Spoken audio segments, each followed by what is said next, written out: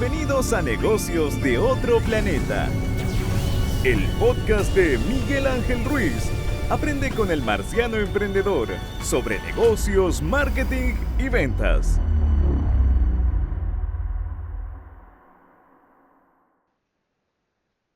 Micrófono podcast. Pium, pium, pium. ¿Cómo están? Sean todos muy bienvenidos a un nuevo capítulo de Negocios de otro planeta. Estamos en la serie de neuromarketing, hablando con expertos y especialistas de toda Hispanoamérica. Soy su presentador Miguel Ángel Ruiz y hoy día tenemos una invitada que es argentina, pero está radicada en España. Estamos con Magdalena Lomello. ¿Cómo estás? Espérame, la pronuncié bien, ¿cierto? ¿El apellido? Sí, Magdalena Lomelo, sí, está bien. Lomelo, perfecto. Lomelo. Italiano, Eso. lo siento, no me hagan pronunciar bien italiano, por favor. Vicenzo, yo con eso, el de mi esposa, yo ya me superé, que en Chile se le dice Vicencio. Nadie le dice Ah, Vicenzo, porque exacto. nadie lo pronuncia bien. ¿Cómo estás? Bienvenida. Estoy muy bien, muchas gracias por la introducción. Estoy muy contenta de estar aquí, gracias por invitarme. Estoy en Valencia actualmente, un día un poquito feo hoy, pero bueno, esperemos que salga el solcito pronto. Estás en ¿Qué el tal otro vos? lado. ¿Cómo está Chile? No, era Argentina, conoce nuestra realidad, que nosotros estamos en el otro lado del mundo con otra temperatura total, pero es una primavera extraña en Chile porque hemos tenido muchas lluvias y temperaturas muy cambiantes. Está muy raro la primavera en Chile. Nosotros le llamamos a esta lluvia la mata pajarito, porque primavera, pajarito y llueve. Y hemos tenido lluvias muy fuertes, muy continuas, y es como de, no es primavera, no No, deberíamos. basta. Sí, como de, Claro, por favor. exacto. Ahora, yo no soy tan fan de la primavera simplemente porque soy alérgico, entonces no me va tan bien en la Ay, vida. ahí estamos en desacuerdo porque es mi estación favorita. Así que, nada. Me encanta iluminar las flores, pero no puedo respirar. Entonces, Claro, está complicado. sí. Partamos eres licenciada en Administración y Gestión Empresarial de la Universidad Nacional del Mar del Plata. Así es. Me recibí en Argentina y, bueno, tal cual dijiste, soy licenciada en Administración con una especialización en lo que sería investigación de negocios y marketing. Y pensando un poco en mi trayectoria profesional, mi próximo paso fue estudiar un máster en la ciudad de Valencia en neuromarketing, neurociencia del consumidor, como lo queramos llamar, y bueno, enfoque en marketing también. Eso Y fue en la bueno, Universidad Politécnica Valenciana, ¿no? exactamente, la Universidad Politécnica de Valencia. Ahora, es que, claro, porque me puede explicar, solo por saber y por curiosidad, el cómo está con los acentos en la universidad tiene que ver con que Valencia está en... ¿Qué idioma En la tiene aparte de comunidad español? ¿Vasca? es valenciano. ¿Es valenciano? ¿De verdad? Sí, sí, sí, es universidad. Ok. Bueno, Bueno, aprendí algo, si me ¿viste? Está escuchan el vasco, el catalán y ahora el claro, valenciano. Ok. sí. Si me escucho en valenciano me va a decir algo por mi pronunciación. No sé una palabra en valenciano, muy pocas, pero sí, se usa el dialecto valenciano, sobre todo en los pueblos. Ok, ya bueno, aprendí algo nuevo de España. Yo, Euskadi y Cataluña ya eran dos cosas. Ahora sé que hay un tercer dialecto. Y es como, bueno, ahora entiendo por qué España tiene esta multiculturalidad muy Exactamente. marcada con cada uno Muy de sus marcada. provincias. Y estamos hablando de que Exacto. las dos grandes ciudades, Barcelona, Madrid, son universos diametralmente distintos. Completamente diferentes y culturalmente también tiene bastantes diferencias más allá de los dialectos. Oye, estuviste trabajando en el Banco de Galicia, pero en Mar del Plata. ¿Cómo fue eso? Trabajando en un banco español, pero en Argentina.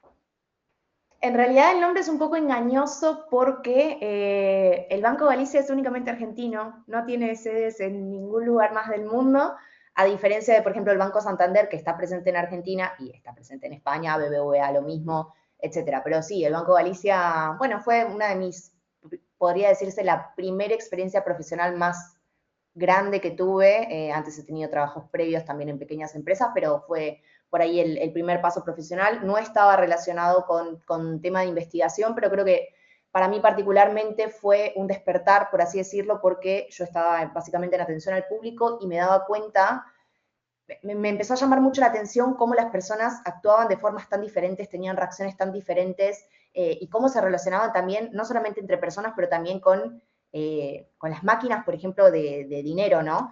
Me parecía súper interesante entender cómo las personas actúan y las razones qué hay detrás de estas decisiones. Y eso fue un poco lo que a mí me llevó a descubrir el mundo de la psicología, del neuromarketing. Siempre me gustó mucho lo que es investigación de mercados, de hecho tengo mi especialización de mi carrera hecho en este aspecto.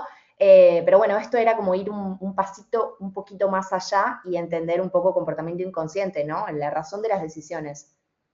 Es curioso esto, porque yo también he trabajado en servicio al cliente y era curioso la interacción de la gente tiene un papelito con el número de atención, tienen una pantalla con su número de atención y el counter, aparece específicamente el número, se levantan, hay counter con número y aún así preguntan, ¿dónde está el 4? Y es como de, amigo, ve el cartel con el número arriba mío. De hecho, Tal cual. yo de broma, a mí me retaba mucho mi jefa, le pido, a todo esto, si me está escuchando, le mando un abrazo a Claudia Maidana porque fue tan paciente conmigo. Era mucho más chico en ese tiempo y era mucho más irreverente.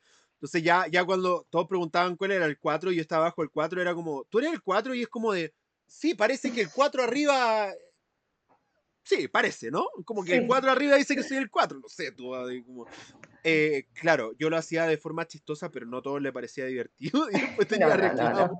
Y Claudia tenía que gestionar esos clientes, así que Claudia, desde acá te pido las disculpas y un abrazo muy grande. Lo seguimos hablando. Pero es curioso esto, de la conducta, de lo a veces tan sencillo que son algunas cosas, como un número, papeleta, counter de atención, pero lo difícil que es para algunas personas esto del ubicarse, del dónde está, del encontrar. Y evidentemente hay empresas que lo diseñan pésimo.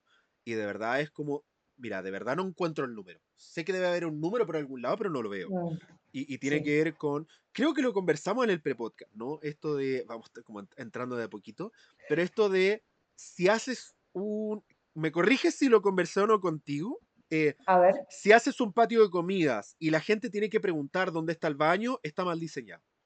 Ay, no fue conmigo, pero es una realidad, ¿eh?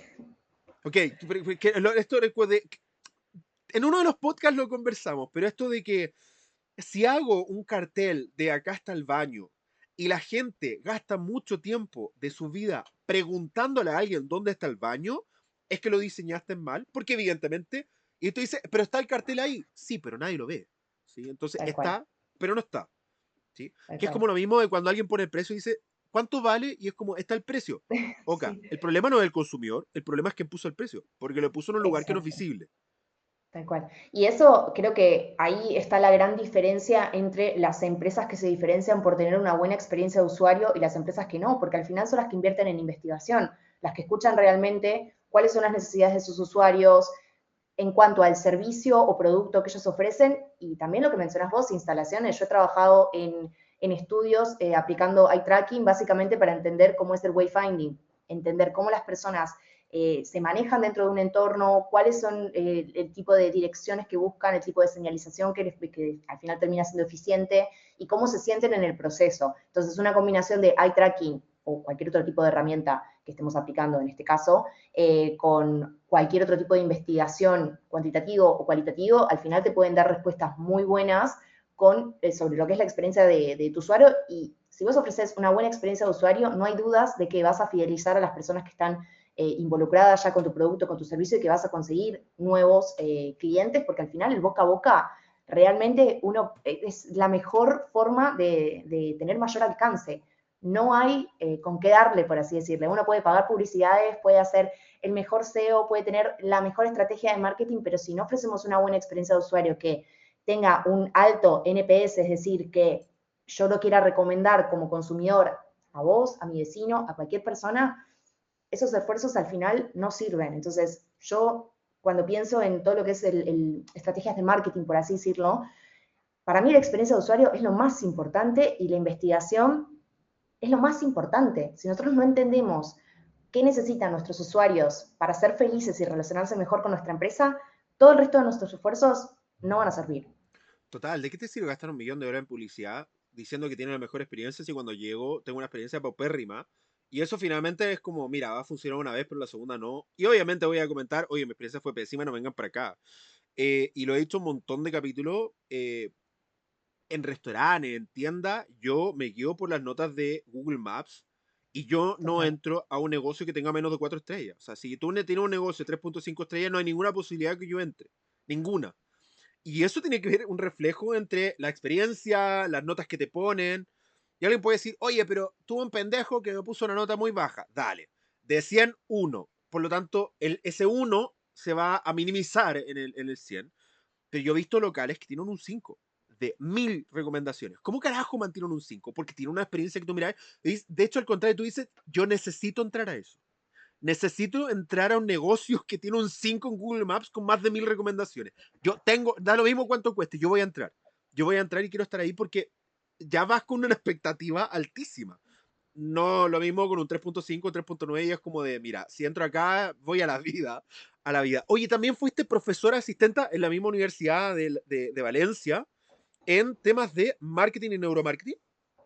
Sí, así es. He participado, bueno, en diferentes clases, bueno, siendo la profesora, por así decirlo, y también tuve la suerte de guiar a varios alumnos en los que fueron sus proyectos finales de investigación de neuromarketing.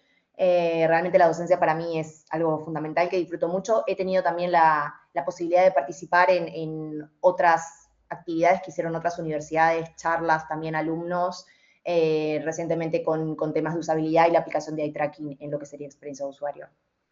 Y después de eso, estuviste como Neuromarketing Lab Manager trabajando en Estimado José Alfredo. Sí, Cuéntame un esto poco de esa es, experiencia, qué lo que fue, qué es lo que hiciste ahí. bien, esto es una iniciativa que tuvo la Universidad Politécnica de Valencia junto con una empresa de acá de la ciudad de Valencia, que básicamente lo que se hacía es ofrecer servicios de consultoría tanto internamente para Estimado José Alfredo, que es una agencia creativa que, bueno, trabaja, digamos, la mayoría de las herramientas, bueno, las ramas de marketing, online, offline, eventos, marketing general, y luego brindar consultoría a clientes privados, por así decirlo. Entonces, eso fue muy interesante porque al final, al trabajar en consultoría, yo todos mis años que he trabajado en investigación, he trabajado en consultoría, que realmente lo disfruto mucho. Con la consultoría uno tiene la posibilidad de entender muchísimo sobre diferentes industrias, diferentes necesidades que tienen las diferentes empresas y eso es súper enriquecedor porque por ahí son industrias que son completamente diferentes, pero que al final tienen cosas en común y que el comportamiento humano, es verdad que somos todos diferentes, pero hay cosas que se repiten. Mm. La forma en la que las personas interactúan con determinados estímulos se repite. Entonces, ver eso de diferentes industrias para mí es súper enriquecedor, también por las diferentes necesidades. Al final yo he trabajado en proyectos desde e-commerce, desde, por ejemplo, entender cuál es la interacción, lo que mencionaba antes, de una persona que está en un ambiente físico con la señalización que hay, con el traslado de conocimiento tácito, también para lo que son trainings. Entonces, diversas aplicaciones, test A/B, de todo, lo puedes nombrar. Y eso es lo mejor de trabajar en consultoría. Y trabajando con la Universidad Politécnica y estimado José Alfredo, también tuve esta posibilidad de poder realizarlo. Total, porque de alguna otra forma esto es, para mí es increíble, porque de partida cada cliente es un desafío nuevo, y sobre todo cuando entra a industrias que me dicen, oye, ¿alguna vez has trabajado con esta industria? Es como, no, no porque no me ha tocado, no porque no quiera, y es como, veamos qué se pueden hacer, y entro a una industria totalmente distinta, donde no conoce a nada, no conoce los productos, no conoce el contexto, no conoce a los clientes, empieza a investigar, y de verdad empiezas a permearte la información y tiene estas como visiones de así funcionan distintas industrias y es divertísimo porque cada Mm. cliente y cada industria es un universo brutalmente distinto y a pesar de que hay patrones que se comparten, los contextos cambian esa conducta. Entonces es divertido ver esto, eh, y trabajar, insisto, con consumo masivo, veterinaria, servicios, banca, te abre un poco la vista, y si bien por lo menos en mi caso, si tengo ciertas especialidades porque trabajé más con una industria que otra, o porque he entrado más a la industria, no sé, por ejemplo, con la veterinaria, entré con los alimentos, seguí con las clínicas, de las clínicas salté a las farmacéuticas, y con las farmacéuticas he trabajado ahora con los pet store, entonces como que ya he estado dentro de toda la industria, con las distintas ramas dentro de la industria. Es divertido ver, incluso dentro de una misma industria, cómo los distintos actores, porque el cómo vender una farmacéutica es distinto a cómo vende un pet store, o cómo vende una clínica veterinaria, o cómo vende un alimento. Son cosas, Claro. o snacks, es divertido, muy divertido. Y en algún momento llegaste a un conocido por muchos, y varios de los que hemos estado acá, que es el señor Toby, esta empresa sueca que es hoy día la empresa de eye tracking más grande del mundo. Antiguamente competía de forma directa con SMI. SMI fue adquirida por Apple. Tenía otro competidor que no era tan directo, pero igual tenía, que no me acuerdo si son daneses, eran daneses o belgas, que eran iTribe, que tenían base en China, producían en China, pero no me acuerdo, creo que eran daneses, no recuerdo muy Me bien, parece que sí, no estoy segura, no lo quiero confirmar, pero pero que fue me suena terminado que sí. que fue comprada por Facebook. Facebook compró iTribe, Apple compró SMI y se quedó todavía en el mercado de los eye tracking. Tiene algunos competidores como Ergonirse en Alemania, como Pupilabs, pero, o sea, hoy día estamos hablando de que la empresa más importante y más grande de eye tracking en el mundo es Tobii. Así es. ¿Cómo llegaste Sí, he ahí? ¿Cuál fue tu trabajado. experiencia? ¿Cuál fue mi experiencia? Bueno, a ver, me embarqué en una jornada de mudarme a un país completamente diferente al que yo estoy acostumbrada. Me mudé a Suecia y estuve trabajando en la empresa durante casi 2 años. Y la verdad, fantástico porque, como mencionabas, ellos se dedican principalmente a eye tracking, si bien a veces también involucran algunas tecnologías externas como hablamos de electroencefalogramas o GCR. El core es el eye tracking. Y aquí Mm, lo mismo, yo estuve trabajando en consultoría para diferentes empresas aplicando no solamente herramientas de eye tracking, y aquí quiero detenerme un poco a hablar sobre este aspecto porque me parece importante y es algo que generalmente la gente me pregunta cuando ellos están interesados en eye tracking o en neuromarketing en general.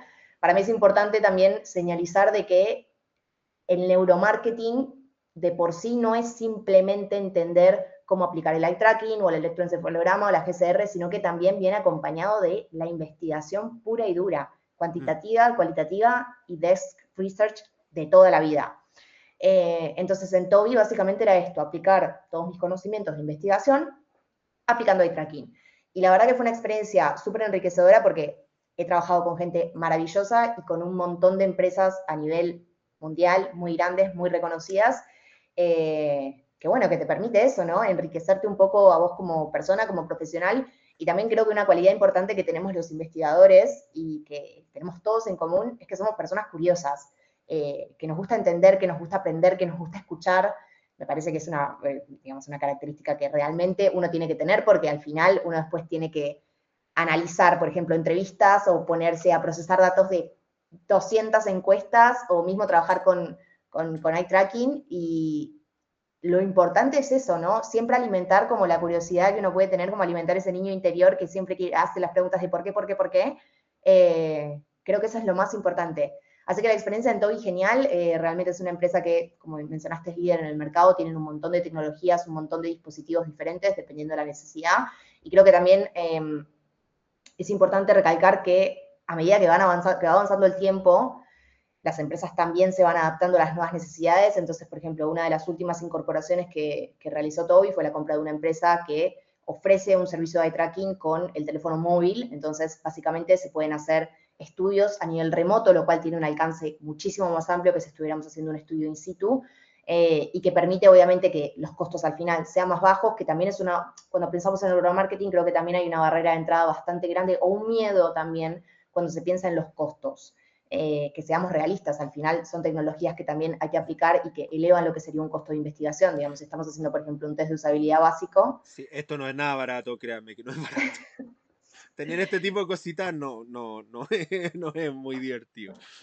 Claro, no es barato, pero bueno, a ver, también hay que entender la potencia que tiene, ¿no? El poder que tiene y entender cuándo merece la pena aplicarlo. Por eso uno invierte en estas tecnologías, que no es barato, créanme que ahí hay varios miles de dólares, pero es como de, hay que tenerlo, o sea, reclamo Exactamente. por los precios, pero lo hago porque creo en los resultados y creo los resultados por la cantidad de experiencia que hemos tenido. ¿Cómo llegaste a Toby? Eso es muy curioso porque te entiendo, corrígeme si estoy bien o si estoy mal. Estamos en Valencia, España y te mudaste a Estocolmo, Suecia. ¿Cómo fue esto de irte con Toby? ¿Cómo salió? ¿Cómo salió? Muy simple, apliqué un puesto, sin más. Así como No en esto hay, como de trabaja con nosotros y dijiste, ok, yo quiero trabajar con ellos sí, y te lanzaste. tal cual. A ver, yo ya venía trabajando obviamente con todas estas herramientas que veníamos mencionando, no solamente con eye tracking, con EG, con GCR, con facial coding, y vi un puesto en LinkedIn, tal cual, ¿eh? Y apliqué. Y así fue. no Espérame, tiene un paréntesis. magia. ¿Aplicaste por LinkedIn? Bueno, a ver, en LinkedIn vi el puesto, de hecho, es curioso esto porque yo vi el puesto y estaba publicado hacía como 30 días, por decirte, o 2 meses, no me acuerdo, había pasado un tiempo y yo dije, bueno, a ver qué tal, y me postulé por la página, básicamente enviando mi currículum, y me contactaron, digamos, fue un proceso normal, o sea, diversas entrevistas, tal, y básicamente, a ver, es que el puesto era de consultoría y era de eye tracking, que era un poco lo que yo venía haciendo, obviamente que uno cuando trabaja en una empresa como TOI, estamos hablando de una empresa mucho más grande de lo que yo estaba trabajando anteriormente, entonces, bueno, otras cuestiones, ¿no? Pero así fue. Así que cualquier persona que esté interesada, yo esto es lo que cuento, esto, no, No, no pero hubo trampas, no hubo nada. un paréntesis. Todas las personas que dicen, no, LinkedIn no sirve para nada, nadie encuentra trabajo por LinkedIn. Sí, Sí, sí. existe Existe trabajo gente por que, LinkedIn. no, porque esto lo escucho diariamente, no, LinkedIn no funciona, no, no puede encontrar trabajo por LinkedIn. Y es como, ¿cómo que no? Acá hay un ejemplo vivo y hecho de que esto es así. Así que se las Sí. dejo ahí y me retiro lentamente. Así que es que me parece muy interesante porque estamos hablando de verdad. Toby, conozco internamente Toby porque trabajé en una empresa que fue reseller de Toby, eh, que fue Ion Media, que fuimos reseller de todo Latinoamérica, desde México hasta Tierra del Fuego acá en Chile. Van a escuchar esta historia con Juan Pablo, que va a ser el último capítulo, porque con Juan Pablo lo conozco hace 10 años, entonces fue una conversación distinta. Dije, quiero que este sea el capítulo de cierre de la serie, pero ahí van a escuchar su historia, cómo llegó a Latinoamérica, de cómo nos cruzamos en el camino cuando fue profesor del diplomado en neuromarketing en la USACH, en la Universidad de Santiago de Chile. Pero el punto importante es que Toby no es una empresa gigantesca, pero no es que tenga cientos de miles de trabajadores, tiene un equipo bastante reducido, bastante customizado. Entonces es curioso que alguien, un perfil desde Latinoamérica, presente en España, llegue a una empresa tan grande y tan importante. Toby, para los que nos dedicamos a esto, insisto, es la empresa más prestigiosa, más posicionada. Yo creo que la empresa con las tecnologías más utilizadas en todos los estudios, probablemente la mayoría de los estudios de neuromarketing hay un equipo TOBI por medio, un software TOBI por medio, y por lo tanto se hace algo, o sea, estamos hablando de una empresa importante, importante en esta industria. Sí, Es la más importante probablemente en esta industria. es la más importante, tal cual. Bueno, lo que decías vos también, si bien hay competidores, a ver, oportunidades de trabajo en lo que es el mundo de neuromarketing, que esto también es una pregunta que a mí me hacen mucho por LinkedIn. ¿Cómo puedo entrar en esta industria? ¿Qué se puede hacer? Me imagino que a vos también y a cualquier otro profesional que haya tenido algún tipo de experiencia laboral con esto, es una pregunta frecuente. Yo creo que pasan dos cosas. Primero, que también es cierto que es una industria un poco chica para ingresar, digamos, Mm. no hay muchas empresas que se dediquen a esto. También es cierto que hoy en día estamos en un mundo que está un poco complicado a nivel económico, está todo hecho un lío, ya lo sabemos, no hace falta que me meta en eso. El mercado laboral está complicado, las empresas están restringiendo sus presupuestos de contrataciones, entonces entiendo las dificultades que uno se enfrenta hoy en día a lo que es el mercado laboral, pero se puede. A ver, todo en esta vida se puede.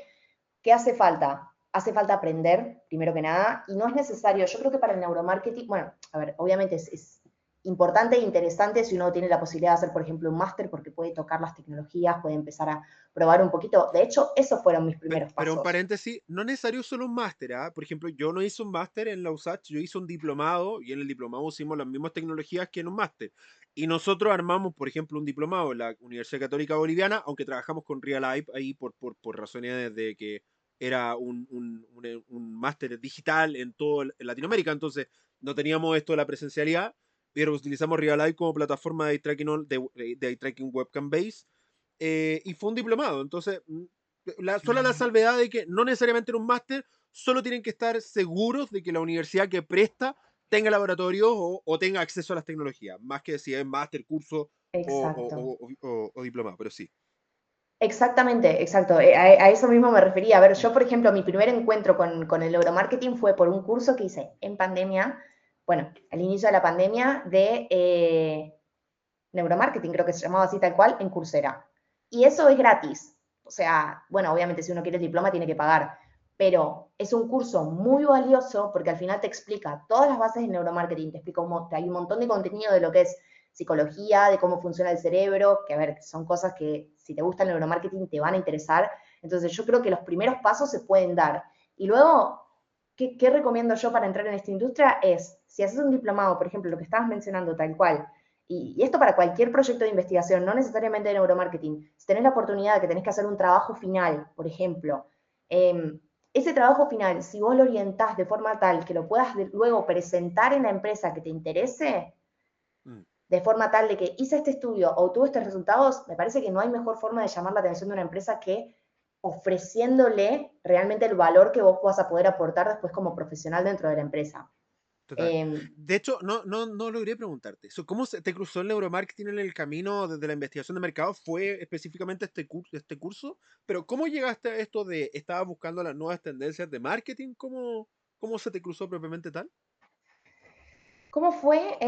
A ver, yo, de hecho, que tengo una licenciatura en administración, casi estudio psicología, porque me interesaba mucho esto, me interesaba mucho lo que es el comportamiento del consumidor en general, por qué las personas toman las decisiones, qué les influye. Hoy en día, que ya han pasado muchos años, todos sabemos que la mayoría de nuestras decisiones son inconscientes. O Entonces, deberían saberlo. Deberían, si no lo saben, asúmanlo. exactamente. Y eso es así, entonces entender por qué nos comportamos como nos comportamos, cómo funciona el cerebro, para mí es interesantísimo entender por qué nuestros procesos están automatizados. Hoy en día, por ejemplo, esto lo digo para los que no lo sepan, la mayoría de nuestros procesos están automatizados, no pensamos cómo conducir, no pensamos las tareas básicas, cómo lavarnos los dientes, porque tenemos que ahorrar energía, porque nuestro cerebro si no, no podría con la capacidad cognitiva de tener que estar todo el día pensando absolutamente cada una de nuestras acciones. Entonces, entender todas esas cosas para mí era fuerte, ¿no? Como que lo tenía que hacer. Y así fue como buscando un poco sobre psicología del comportamiento, algo así fue lo que Ujú. yo empecé a leer Ahí, libros, ya, ok. Ahí se te cruzó. ahí se me cruzó. Y Porque realmente este están. curso yo lo recomiendo mucho, porque lo que digo, es gratis. Entonces, no cuesta nada hacerlo en el tiempo libre y creo que puede empezar a despertar interés en diferentes cuestiones. Y luego, a medida que va pasando la carrera y uno va ejerciendo tanto en el mundo de la investigación como en el mundo del neuromarketing, luego van a ir surgiendo nuevos intereses, nuevas ramas que van a llamarnos la atención. Entonces, la mejor forma de descubrir qué nos gusta es probarlo. No hay otra. Magda, si me puedes mandar después el link de esto, lo pongo en los comentarios ahí de la Dale, descripción, es decir, como quieres ver el curso que recomienda Magda, este es para que ustedes lo puedan ver y quienes quieran meterse, ya que es gratis y hagan el esfuerzo y estudien. Que es lo mismo, de hecho, perfecto. grabé una serie que se llama que es un poco de mi charla, se llama Todo el mundo miente, que es mi charla de neuromarketing, hice una serie de tal forma que cada persona me decía, quiero aprender neuromarketing contigo. Es como, toma, hay 28 capítulos donde hablo de neuromarketing completo, de pe a pa. ¿Sí? Ahí está. Sí. ¿Querés aprender? Hay 28 capítulos que duran en promedio de 30 minutos donde hablo de neuromarketing profundo. Ya, y tengo, de hecho, un capítulo completo de electroencefalograma. ¿Quería aprender? Toma, ahí está. Así que ahí está también la serie y obviamente esta serie de neuromarketing donde hablamos con gente de toda Hispanoamérica con su experiencia, sus investigaciones y el que lo aprende después de esto, amigo, acá están los, de verdad, en esta serie están las grandes mentes del neuromarketing de habla hispana, ¿sí? Porque tengo complicaciones todavía con hablar en inglés y entre que quiero conversar en habla inglesa y tener que subtitular los capítulos, no me llama. Así que Claro. habla hispana. Oye, Muy bien. tres preguntas que le he repetido a cada uno de los invitados que he tenido acá. Primero, ¿qué es para ti el neuromarketing? Es una pregunta interesante, un poco difícil de contestar. La teoría te diría que es una disciplina que al final combina herramientas de neurociencia para, bueno, con el marketing, digamos, para entender un poco el comportamiento del consumidor. Para mí, bueno, adhiero a lo que sería esa definición, pero para llevarlo un poquito más allá, para mí el neuromarketing es una herramienta más dentro de la rama de la investigación, que esto, por eso lo digo, para entender el comportamiento del consumidor. Entonces, ¿a qué me refiero con esto? Que el neuromarketing lo que nos permite es entender el comportamiento inconsciente de las personas ante determinados estímulos, pero para poder entender y sacarle el mayor jugo posible, esto se tiene que combinar con técnicas cuantitativas o cualitativas de toda la vida de investigación. ¿Por qué? Voy a poner un ejemplo. Por ejemplo, hay tracking. Vamos a hablar de un e-commerce. Estamos haciendo un estudio para ver si las personas, no sé, pueden observar nuestro banner promocional, por así decirlo, ¿no? Ejemplo muy simple. Entonces, Si yo solamente hago un estudio de eye tracking para determinar si la persona lo observa o no lo observa, esa información a mí no me dice absolutamente nada. ¿Por qué? Solamente con observar el comportamiento visual yo puedo ver, por ejemplo, si hubo actividad visual en ese banner, que sería, por ejemplo, mi target, para entender si se observa o no se observa, durante cuánto tiempo se observa y las métricas que queramos aplicar. Pero eso a mí no me indica si la persona tiene algún tipo de interacción real, si le causó interés, si lo entendió, o qué tipo de emoción le puede haber causado este banner promocional. Estoy poniendo un ejemplo muy básico, pero en este caso, si nosotros combinamos el eye tracking, nosotros podemos entender si lo vio, si no lo vio, durante cuánto tiempo tuvo algún tipo de interacción, y luego, con algún tipo de entrevista o encuesta, dependiendo de la metodología que vayamos a aplicar, podemos entender las razones. Entonces, al final estamos combinando una herramienta que nos permite comprender el comportamiento inconsciente con una herramienta que nos permite entender las razones de este comportamiento visual. Entonces, aquí tenemos una combinación de factores que nos dan una respuesta maravillosa y que realmente nos permiten entender el por qué. Entonces, yo creo que lo defino como una combinación de metodologías que nos permiten entender comportamiento consciente e inconsciente del consumidor. Total. Pero es distinto, lo hemos conversado un montón de veces acá, pero es distinto hacer preguntas exponiendo a la gente a su conducta real que basando esas respuestas simplemente en lo que la gente nos quiere decir. Y ahí está el famoso, voy a volver a mencionarlo, el RTA, Retrospective Thinking Aloud, que es exponer a las personas a su conducta y hacerles preguntas, pero con su conducta ahí. No le estoy preguntando si miró el precio, le estoy preguntando por qué no miró el precio, sabiendo que no Exacto. miró el precio y ella viendo que no vio el precio. O sea, es sumamente guiada y específica la pregunta y con una metodología laddering se hace un match preciosísimo. Segunda Total. pregunta, ¿qué opinas? Habiendo trabajado en la empresa más grande de eye tracking en el mundo, ¿qué opinas de aquellas personas que dicen que el neuromarketing es bluff? ¿Es fake, no funciona, es una estafa o está hecho solo para ganar dinero sin tener un resultado real? Creo que esas personas o han tenido una mala experiencia con alguien que realmente les ha vendido humo, o que realmente no saben de lo que están hablando. ¿Por qué? El neuromarketing, si está bien aplicado, es una herramienta muy potente. ¿Y a qué me refiero con esto? Que es cierto que en la industria hay gente que va a intentar vender gato por liebre y no va a entregar un resultado fiable, lo cual genera esto mismo que estás indicando, que al final la gente desconfíe con estos falsos gurús que existen sobre metodologías, aplicaciones, resultados, etc. Entonces, si el neuromarketing está bien aplicado, ya sea la herramienta que estemos aplicando, es una herramienta potentísima. Pero creo que ligado a esto, nosotros como profesionales que trabajamos con estas herramientas a diario, tenemos la responsabilidad de educar con respecto a esta disciplina. ¿A qué me refiero con esto? Que hay muchas veces que, seguramente te ha pasado, que viene un cliente y que diga, quiero hacer este estudio porque quiero entender cómo mi usuario piensa, qué ve, etcétera, digamos, con un objetivo de investigación que nosotros realmente no le podemos brindar con el neuromarketing.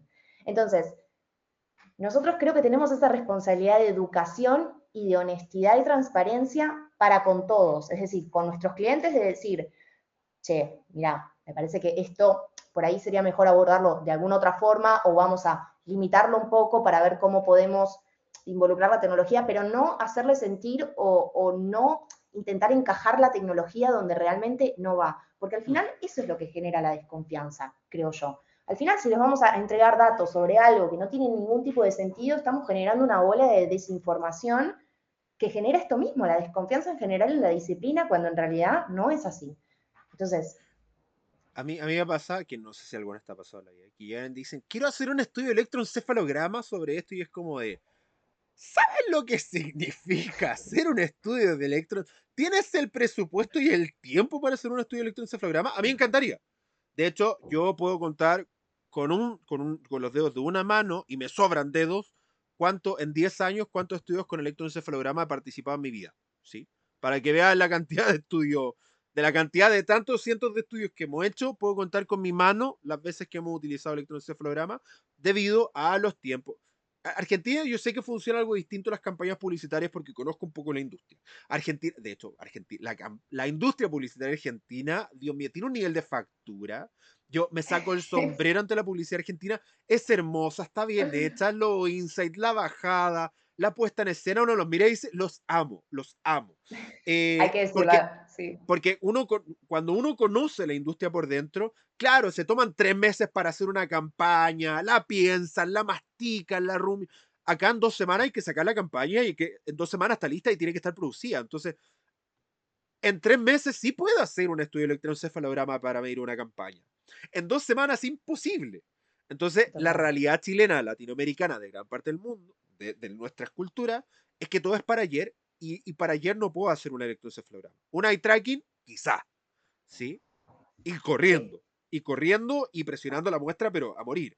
Pero electroencefalograma, fMRI, olvídenlo, es imposible. No, A menos que tenga un no. presupuesto de varios millones de dólares, y no estoy exagerando, porque la capacidad técnica en equipos, en profesionales, para analizar rápidamente cerebros es carísimo, es carísimo. Sí. ¿Sí? Entonces, a mí lo que me ha pasado no es que alguien venga con un insight desde antes, sino que me diga, quiero hacer un electroencefalograma porque quiero entender el cerebro del consumidor. Y es como de, ok, ¿Por dónde empezamos?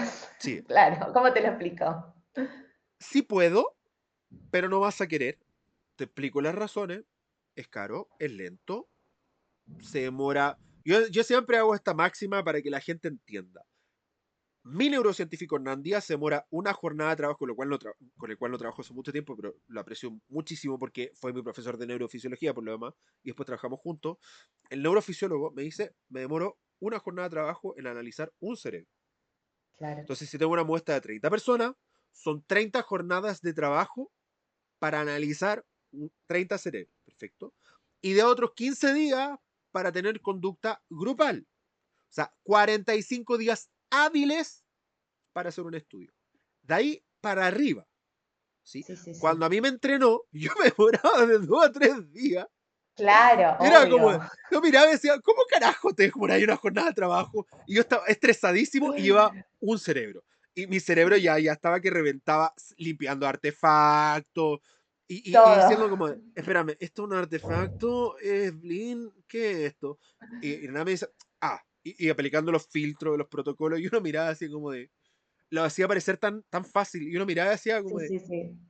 No, es ok, difícil, es difícil. entonces, imposible. Entonces, esa era mi realidad. Mi realidad era, no tengo tanta gente que venga como con B de malidad, pero sí con esta idea de quiero hacer un estudio de electroencefalograma, que es como la magia, que yo quiero medir. Y es Claro, como de, sí, pero no. claro. ¿Sí? Y es como de, pero, de hecho, hoy día, como agencia Mars, como profesional, ya no hablo de medir el cerebro. El neuromarketing, desde mi mirada, mide el sistema nervioso central en su conjunto, donde el cerebro es solo una parte del sistema nervioso central, porque los ojos son, por ejemplo, la única parte expuesta a nuestro sistema nervioso central. Jarvis en 1967 indicaba de que la conducta cognitiva se podía ver a través de la conducta visual, por lo tanto Mm. podemos ver cognición a través del ojo. Entonces podemos ver cómo reacciona el sistema nervioso central a través perdón, el sistema simpático nervioso a través de la arousal del GCR. Entonces sí podemos medir el cerebro, pero de forma indirecta, sin medir el cerebro, debido a lo caro y Mm. difícil que es.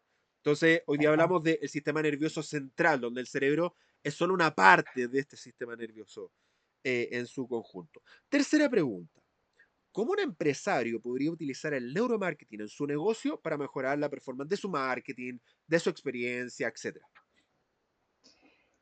Buena pregunta. Creo que lo más importante es definir cuál es el objetivo.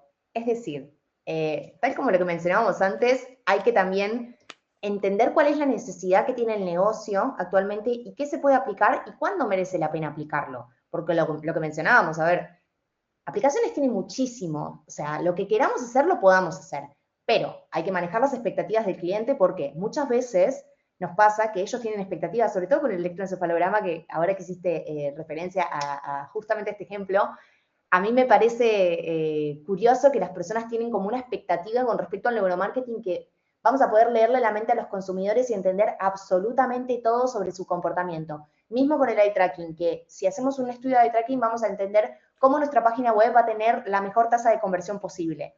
Entonces, acá tenemos que bajar un poco a Sí, tierra. pero no.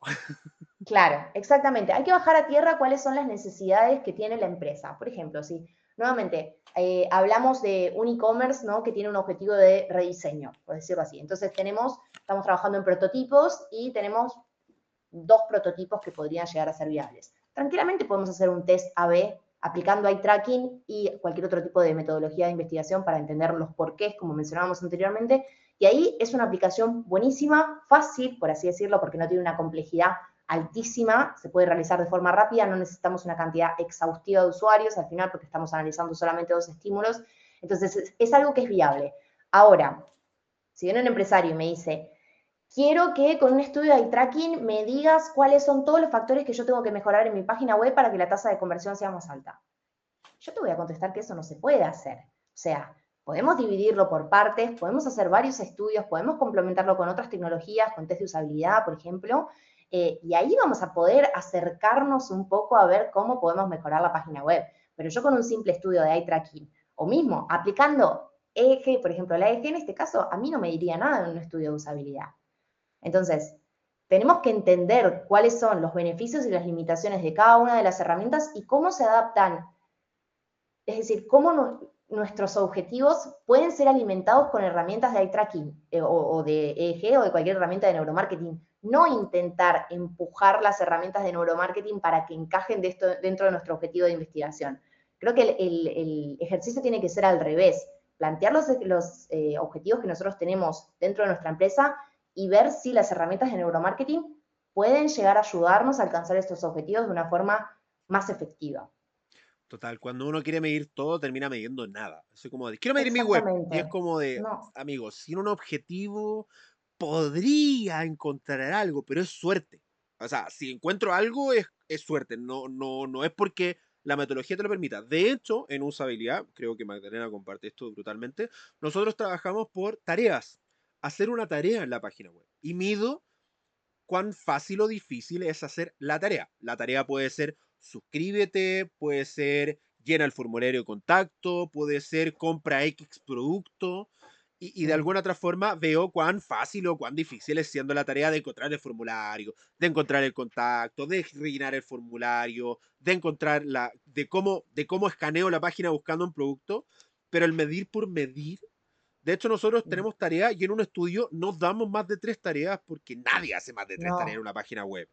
Eh, sí, por ejemplo, hemos trabajado en banco y hay un banco que dicen, quiero aumentar la tasa de consultas de crédito hipotecario en mi web. Perfecto. Entonces, le ponemos la página web y es como, pídete un crédito y listo. ¿Sí? Eso es una tarea.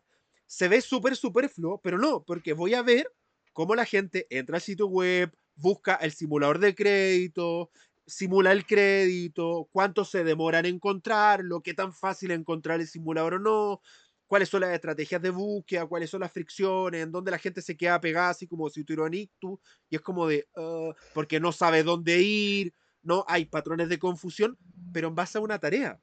No es exacto, mido toda la página web con todos los productos del banco, es crédito hipotecario. Y la tarea es sumamente sencilla, solicita y simula un crédito hipotecario. tal cual. Que, y veo la estrategia y de repente me doy cuenta de que hay un mismo punto en el cual la mayoría de la gente se queda estancada simplemente porque no entiende. A mí me pasó, por ejemplo, con un banco que partía pésimo porque era el cliente, se convivió con la competencia, porque este banco te obligaba desde un inicio a separar empresa-persona. O sea, el primer filtro del banco era una persona o una empresa. Y era como de. Entonces la gente estaba como de. Ok, persona.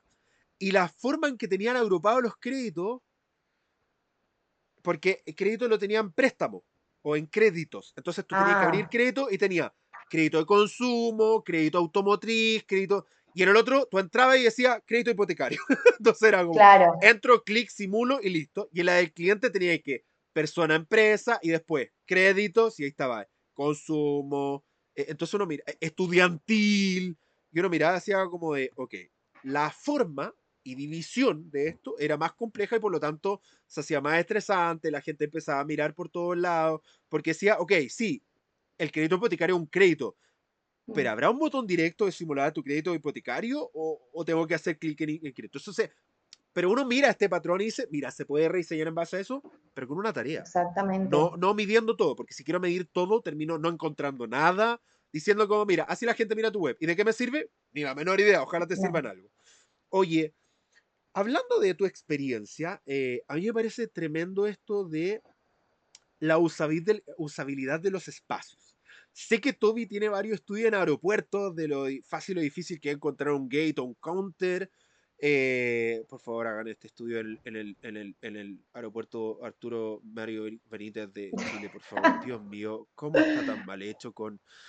Y eso que es chico, Dios mío, si tuviéramos un aeropuerto 4 veces más grande, yo lloro. De verdad, yo no viajo tanto, yo viajo solo por negocio y rara vez por placer, no soy tan fan de viajar.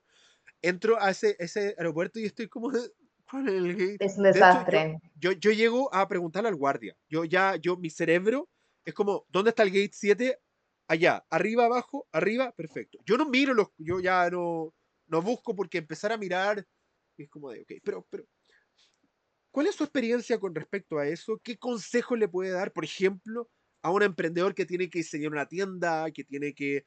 Porque uno sabe una pregunta y un emprendedor que no tiene todo el presupuesto para tener todo el conocimiento que tiene un supermercado, por ejemplo, dice, quiero hacer una tienda. Y quiero hacer una tienda que a mi cliente le sea cómoda, le sea fácil de buscar, de encontrar.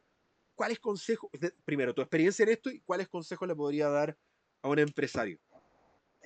Bueno, yo he trabajado en varios estudios, de hecho, en el que estás mencionando del aeropuerto, yo he trabajado y he formado parte de lo que sería el planeamiento y bueno, la construcción del scope del proyecto.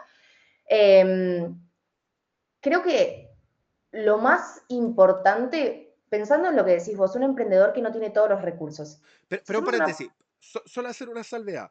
La mayoría de la Sí, gente no necesariamente entiende cómo se hacen estos estudios. Si nos puede explicar un poquito cómo se claro, hacen, porque, claro, alguna vez quizás han escuchado sobre los eye tracking glass, pero no necesariamente saben lo que es y cómo se utiliza. ¿Sí? perfecto, sí, lo contamos desde el principio. Bueno, explico un poco lo que es el eye tracking entonces. No sé si ya lo mencionaste en otro podcast, pero bueno, hago una descripción muy, muy breve. Juegue, sí. Eh, Bien, voy a explicar un solo modelo, que en este caso es el de las gafas, los glasses, que es el que utilizamos para lo que sería wayfinding.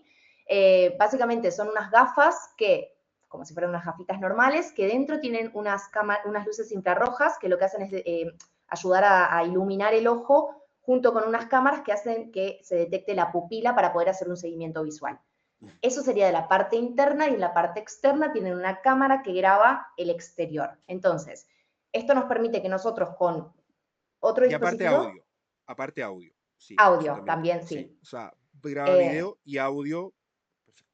Exactamente. Entonces, estas gafas están conectadas obviamente a lo que sería un dispositivo, que lo voy a llamar un dispositivo de memoria, donde se almacena toda la información, y a su vez, mientras las gafas están funcionando, el evaluador, el investigador, puede ver en tiempo real el video de lo que la persona está viendo, es decir, si las gafas están puestas, estamos observando, por ejemplo, una pantalla, vamos a ver la pantalla, y en esa misma pantalla vamos a ver reflejado un punto rojo que indica qué es lo que está mirando la persona en ese determinado momento. Entonces, a Mm. medida que la persona está teniendo algún tipo de comportamiento visual, ese punto rojo evidentemente se va moviendo, ¿sí? Entonces, imaginémonos un video normal que estamos observando, vamos a ver un puntito rojo que se está moviendo y eso significa dónde está mirando la persona. Así Mm. funcionan las gafas de eye tracking, en unas breves palabras.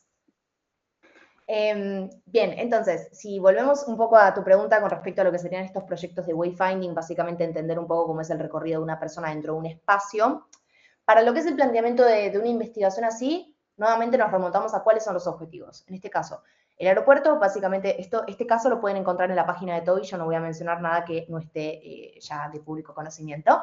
Este Y de estudio, todas formas, básicamente, a quienes que quieran leerlo, va a estar en los enlaces de la descripción para que puedan profundizar los que quieran. Sí. exacto, también lo tengo en mi página web, una breve descripción, así que eso también lo pueden encontrar en mi página web. Básicamente para este estudio nos remontamos a lo de siempre, que es entender el objetivo de la investigación. En este caso era entender cómo era la experiencia de los pasajeros dentro del aeropuerto, porque al final el aeropuerto es Heathrow, el aeropuerto en Londres, uno de los más grandes, no sé si uno de los más grandes del mundo, no quiero pecar de decir esto, no estoy completamente segura, pero bastante grande. Entonces, al ser tan grande y haber tantas terminales, tantos callejones, por así decirlo, tantas puertas, tantas formas de señalización puede generar un poco de confusión para el usuario. Entonces, en este caso se dividió, por decirlo, el aeropuerto en diferentes tramos, ¿no? Entonces, si un pasajero, por ejemplo, tiene que salir del aeropuerto, porque ya acaba de llegar a Londres y tiene que irse del aeropuerto, va a tener un tramo y una experiencia completamente diferente a una persona que está llegando al aeropuerto. ¿Por qué? Porque el nivel de estrés es diferente para la persona que llega que para la persona que tiene que coger un vuelo. Es completamente diferente. Entonces, entender cómo la señalización puede llegar a ayudarlos es clave para ellos. Básicamente, el objetivo era dividir el aeropuerto por tramos en base a las diferentes secciones que tienen que recorrer los diferentes pasajeros y determinar con el eye tracking cuál era el comportamiento visual y acompañarlo con una entrevista retrospectiva, tal cual mencionaste hace un ratito, haciendo un replay del video y siguiendo básicamente una guía de discusión que nosotros teníamos semi-estructurada, porque al final uno quiere entender un poco en base a las preguntas que uno tiene definidas y también lo que va observando. Entonces, nosotros sí veíamos que había, por ejemplo, mucha actividad visual o que se detenían a ver, por ejemplo, estos carteles que tienen toda la información de los vuelos o mismo las que tienen los mapas con las diferentes áreas del aeropuerto, entender un poco el por qué y si era entendible este tipo de contenido que estaba reflejado. Y de eso fue el estudio, básicamente de entender cómo era la relación de las personas con la diferente señalización que había, tanto en los carteles que dicen, por ejemplo, puerta de la A a la Z para aquí, cómo eran los mapas, cómo era, por ejemplo, la señalización con respecto a lo que es el transporte interno. Muchos aeropuertos del mundo tienen transportes internos, ya sean buses, ya sean mismo trenes. Entonces, entender cómo las personas se manejan y tienen algún tipo de interacción con estos carteles para evitar que haya confusiones, que al final que se pierdan los vuelos. Esto de un aeropuerto no quiere que la gente pierda el vuelo. Entonces, eso es lo que está buscando el aeropuerto y cualquier otro tipo de negocio. Con respecto a la pregunta que me hiciste antes, si querés te la respondo un poco para Por lo que favor, sería sí, una por favor. persona, una pequeña empresa, un emprendedor que quiere empezar a investigar un poco cómo mejorar su tienda, lo que sea que tenga. Dos cosas se pueden hacer. Primero, y esto va a ser un poco polémico que lo diga, pero sí lo voy a decir, ponerse en los pies del consumidor, en los zapatos del consumidor, es decir, intentar pensar como el consumidor, pero acá voy a hacer un breve asterisco.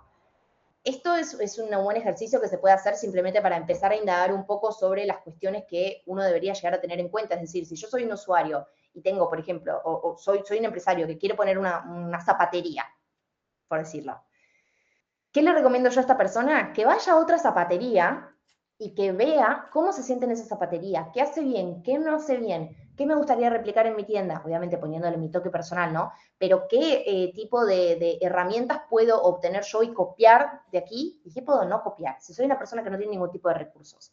Ahora, la segunda sería intentar hacer algún tipo de estudio. No estoy hablando de neuromarketing aquí porque entiendo que estamos hablando de un empresario que tiene pocos recursos. Simplemente invitar gente de mi público objetivo, obviamente, cuanto más recursos tengo, más me voy a poder apoyar en profesionales que me puedan asesorar, que es lo que siempre recomiendo en este caso.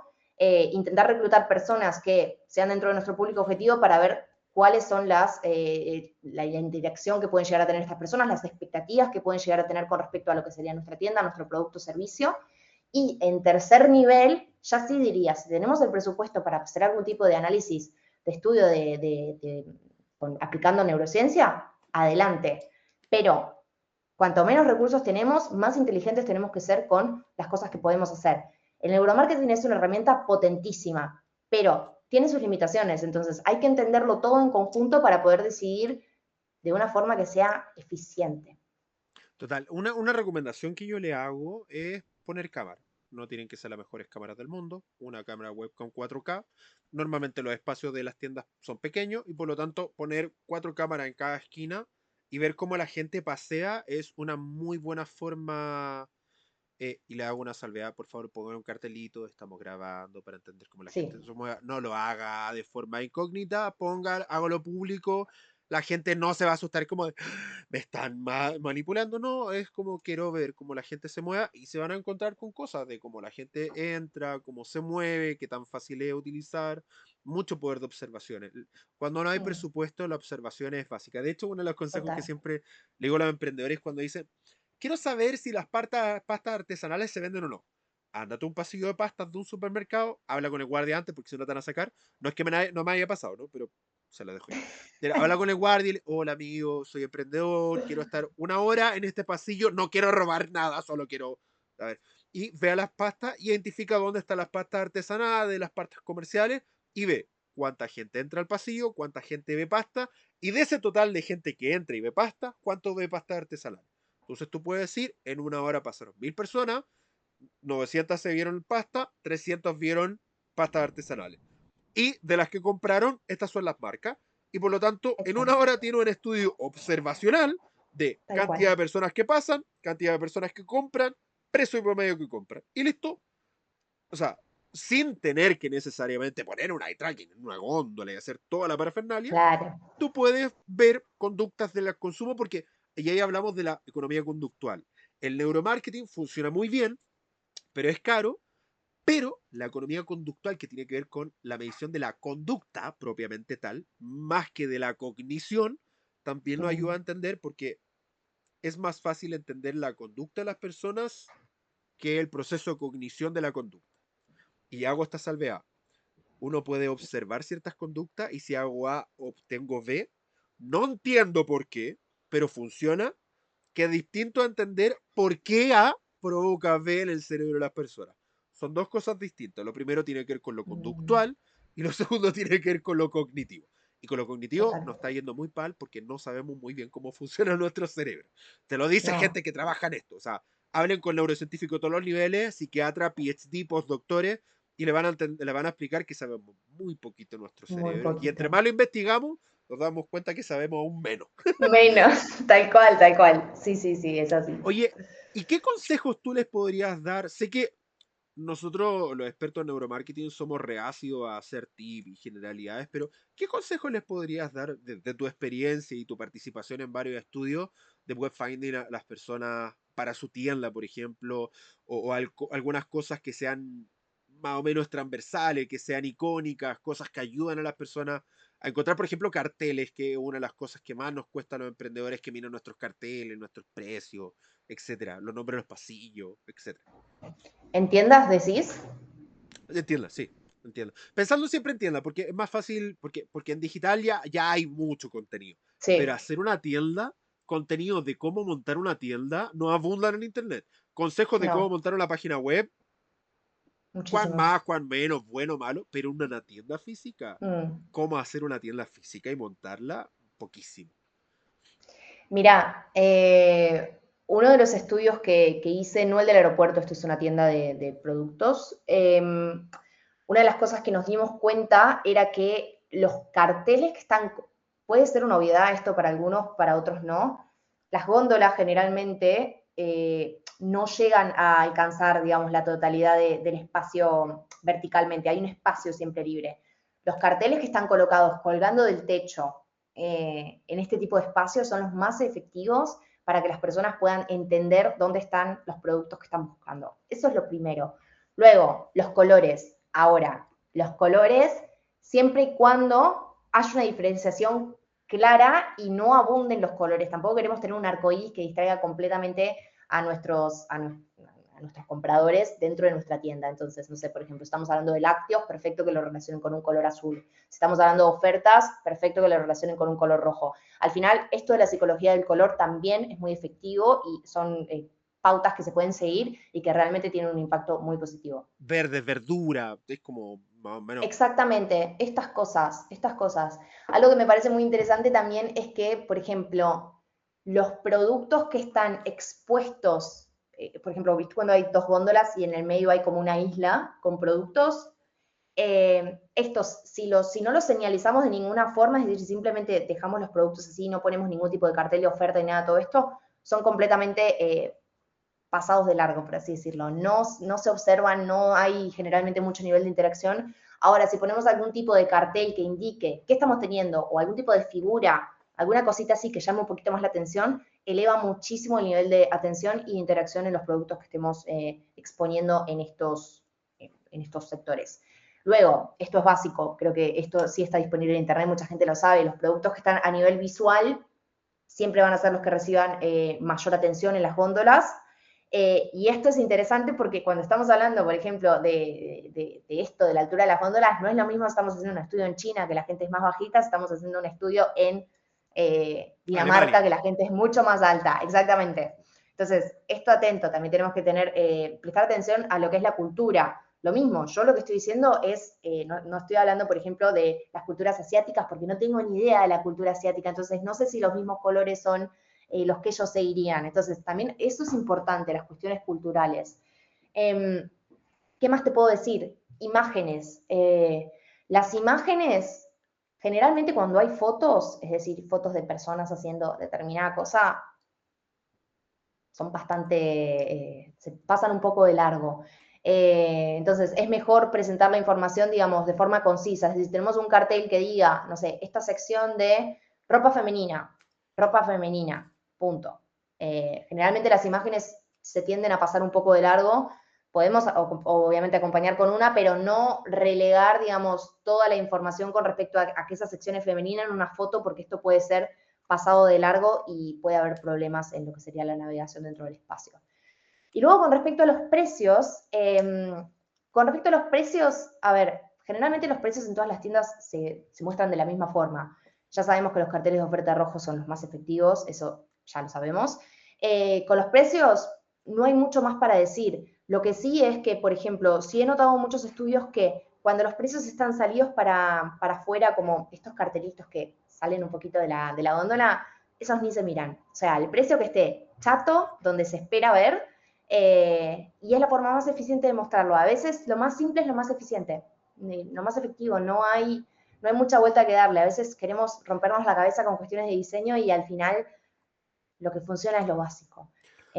Solo decir que por favor no utilicen estos cartelitos enanos que están utilizando hoy día, por ejemplo, No, supermercados Walmart en Chile, que son del porte de, a ver, es que no, yo creo que deben ser del porte de una tarjeta de crédito. Entonces, en una góndola, ver 40 tarjetas de crédito es como de, amigo, de verdad. De verdad, de hecho, yo creo que deben ser más chicos que una tarjeta de crédito, con eso te digo. Entonces claro, uno mira y dice como de, ayúdame a verla, no a tener como complicado. de, sí. Sí. Hay algo que no sé, quiero, trabajaste, si mal no me equivoco, en todavía hasta 2023-24. Hasta este año, Perfecto. 2024. Quiero saber si ustedes en algún estudio comprobaron esto, para ver si no es algo que solo encontramos en Latinoamérica, que es que esto es, ¿cómo explicarlo? Esto no está público en muchas partes, ¿no? Pero es una tendencia que viene a la subida y les voy a dar esta primicia. Los que escucharon el podcast y se quedaron hasta acá. Si no se quedó hasta acá, se la perdió. Hay un aumento de visualizaciones de las góndolas en lugares que antes no se veían, que tiene que ver con las partes bajas de la góndola. Y esto debido a que vamos mirando el celular. Entonces, como miramos el celular hacia abajo, tendemos a mirar el celular y hay un aumento de visión periférica hacia producto en un espacio que antes no se veía tanto, simplemente porque estamos así, con el celular. Entonces, como estamos en la altura baja está comenzando a aumentar los niveles de visualización de forma paulatina conforme va penetrando el uso de celulares en los pasillos. ¿Vieron eso, ese cambio conductual reflejado en su estudio?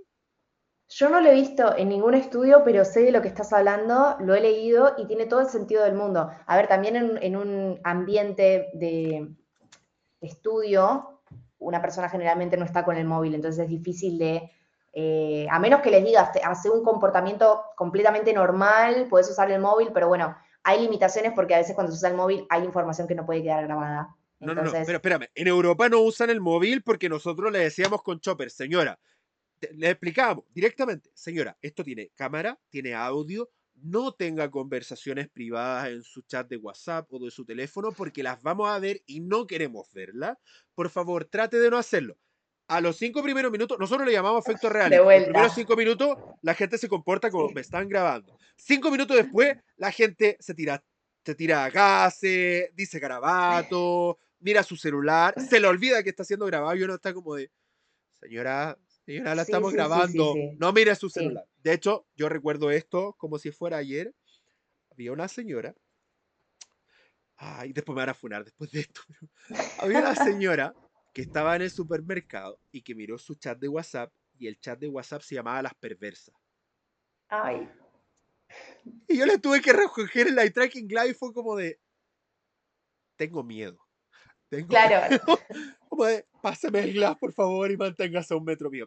Pero los europeos no miran el celular si se los dicen, porque en Latinoamérica le chupa un huevo y lo miran igual. Lo cual está súper Mira, malo. Yo les digo, por favor, no lo hagan. Les vamos a mirar todo. No quiero verlo. Usted no quiere que lo veamos, nosotros no queremos verlo, y lo hacían igual. no, mira, realmente que he hecho varios estudios en tiendas, me ha pasado poco que observen el móvil cuando les decíamos que no, porque lo que decís es cierto, o sea, al final el móvil tiene un montón de información personal que nosotros no podemos ni analizar ni queremos analizar. Entonces, no, pero lo han respetado bastante. De todas formas, lo que te decía antes es así. Yo he leído bastante con respecto a esta nueva tendencia de que la gente está con el móvil todo el tiempo y que eso obviamente afecta la forma de relacionarse con el entorno y, a ver, afecta todo, no solamente la góndola. Si te pones a pensar ahora, toda la inversión, que esto lo digo, pero sin saber, no he leído ningún estudio al respecto, pero cómo afecta también a la publicidad, por ejemplo, en la calle si la gente está con el móvil todo el día? Digamos, ¿cuál es el nivel de interacción que tienen estas personas hoy en día con este tipo de publicidades, de información, contenido? No lo Sí. sé, ¿eh? Simplemente lo digo porque me parece que sería interesante determinarlo.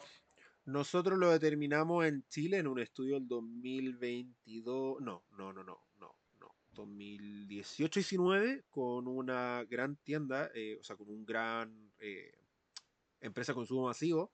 Hicimos 2 estudios de vía pública. El primer estudio masivo de vía pública en Latinoamérica. Fui parte del primer estudio masivo de vía pública en Latinoamérica. Un estudio tremendísimo que hicimos, o sea, un pedazo de estudio, lo hicimos muy grande. Hicimos automovilista peatones en un tramo donde la marca que nos contrató tenía mucha presencia de vallas muy caras. Entonces nosotros hicimos un muy buen recorrido en automóvil y uno más cortito en un lugar con una especie como, va a ser una exageración, ¿no? Pero para que ustedes me entiendan, en una especie de Times Square, ¿no? Con muchas vallas publicitarias, muy espacio. Entonces, y la gente caminaba desde un centro comercial muy masivo hasta la estación de metro más cercana. Entonces, ahí había una cantidad de vallas publicitarias, pero brutal, Claro. brutal, brutal, brutal, brutal. Entonces, hicimos esto de la vía pública y pasamos en automovilista y pasamos por los puntos más caros de la ciudad en cuanto a caros de pagar estar ahí, ¿sí? Que eran de la marca, por lo menos. Así que en peatones, no en automovilistas por razones obvias, aunque Claro. sí ocurrió de que los automovilistas que no deberían estar mirando el celular lo miraban y estábamos grabándolo y fue como de, amigo, estoy contigo en el auto, no quiero morir, por Por favor. favor, Deja de claro. mirar el celular, estamos en autopista a alta velocidad. Pero los peatones sí, tenían una tendencia a mirar el celular muy alta y como te digo, por lo menos en Latinoamérica, nosotros le damos la recomendación no mire el celular y no le mire igual. Y hay un aumento, una tendencia de aumento de mirar no solo las partes bajas de la góndola, sino también el suelo. Y se abre Claro, un OTS, un Opportunity to See, en el suelo no explotado, muy muy grande. interesante para las marcas. Entonces, Mm. como quieran ser vistos, pongan ploteo en el suelo. Esto es literal. Porque Sí, la sí, gente sí. mira el suelo entonces por mirada panorámica, ¿no? Por dentro no, espera. ¿Por qué tengo un icto ahora y se me olvida la mirada? Oh, Dios mío. Está la mirada. ¿La fobial decís? ¿A eso te referís? La parafobial. Gracias. Oh, La Dios mío, por Dios. parafobial, ahí está, la parafobial. Sí, de hecho en La UK, lo mirada. que estás mencionando, justamente en UK hemos hecho varios estudios y que ya las marcas están poniendo muchos directional cues, cualquier tipo de señalización que indique dónde está tal cosa y tal otra, stickers en el piso, nada Sí. más. Nosotros lo hicimos con un hospital que fue muy divertido y muy curioso el resultado, porque buscábamos una forma eficiente de que la gente se guiara. Los hospitales son laberintos. Y este Mm, hospital en específico que nosotros hicimos era un laberinto de sube, baja, gira en círculo, llora y vaya a encontrar la sala. Casi como la habitación de Harry Potter, esta que teníais que desear que se abriera para que se abra. Lo mismo era como de necesito ir a urgencia. Ya mira, tiene que subir, bajar, pero está en el edificio C, pero tiene que pasar por el tercer piso, porque es la única que yo no miraba, decía como de Dios mío. Y pusimos winchas en el suelo que indicaban. Entonces, una wincha era urgencia, una wincha era pediatría, que era tremendo y funcionaba. El problema era cuando se borraba la wincha, porque la gente Ah, iba claro, caminando y llegaba a un punto en que se desaparecía la wincha y la gente moría, porque era como, miraba al lado y decía, no sé dónde estoy, no sé en qué punto estoy, y como se perdían, porque se desgasta, o sea, la cantidad de gente que pasaba, las winchas se despegaban. Entonces era curioso, divertido, divertido para nosotros, porque era como, Dios mío, se elimina la wincha y el humano se pierde, no tan divertido para el usuario, porque, de verdad, literalmente, como estaba caminando, de verdad, como animalito, mirando la línea, se le perdía la línea, levantaba y no sabía dónde estaba. No sabía claro. dónde estaba. Y es como de, ¿en qué piso estoy? ¿En qué? Porque era más encima una cuestión que tenía A, B, C, D de edificio y era como de, en qué ala estoy, en qué edificio estoy, en qué piso Sí, estoy. sí, Entonces sí. era como de, entonces funcionan muy bien. La señalética en el piso. Magda, si alguien quiere ponerse en contacto contigo, conocer tus contenidos, hablar contigo, pedirte asesoría, consejo, lo que sea, ¿dónde puedo ubicarte? Bueno, por LinkedIn, mi nombre es Magdalena Lomelo, con doble L final. Cuando quieran me pueden contactar, me pueden enviar un mensaje, yo encantada de contestarles. Mi página web también la pueden ver, tengo ahí algunas cosas de los proyectos en los que he estado trabajando. Mi página es www.magdalenalomelo.com. Y por correo electrónico también, mi nombre, punto, mi apellido, magdalena.lomelo@gmail.com. Pueden escribirme con cualquiera de las consultas con respecto a mis proyectos pasados, mi formación. Encantada de poder ayudarlos con lo que sea. Total. Magdalena, muchas gracias por tu tiempo, por tu buena onda. Espero la hayas pasado tan bien como yo en este capítulo, porque de verdad aprendimos muchísimo. Así que muchas gracias por aceptar y darte el tiempo de estar con nosotros. Gracias a vos por invitarme y lo dicho, espero que en algún otro momento nos podamos volver a encontrar y charlar de alguna otra cosita. Total, total, completamente abierto a estas cosas, así que feliz de que pueda estar acá y ser parte de esta tremenda serie. Amigo, ¿hay algo que usted haya aprendido de este capítulo? Compártalo para que más personas puedan aprender. Estén atentos a esta serie de neuromarketing que está tremenda. Partimos con Néstor Braidot, ya le hice el spoiler, cerramos con Juan Pablo Rodríguez, en lugar del centro está Jaime Romano, y hay una cantidad de personalidad, los CEOs de las grandes empresas de neuromarketing, los grandes autores de libros, los directores de los máster más importantes de Europa, porque normalmente recomiendo personalmente, fuera el diplomado de neuromarketing en la Universidad Católica Boliviana, en el cual fui parte y profesor. Recomiendo, perdón, chin chin, recomiendo máster en España debido a los laboratorios y lo avanzado que está. España está años luz de Latinoamérica en conocimiento sobre esto, así que nos llevan 5 o 10 años de ventaja lejísimo y está en Europa mucho más posicionado en neuromarketing que en Latinoamérica. Así que gracias por estar conectado, ayuden a compartir esto y que más personas puedan tener un negocio de otro planeta. Así que gracias por estar conectado y nos vemos en un siguiente capítulo. Chao, chao.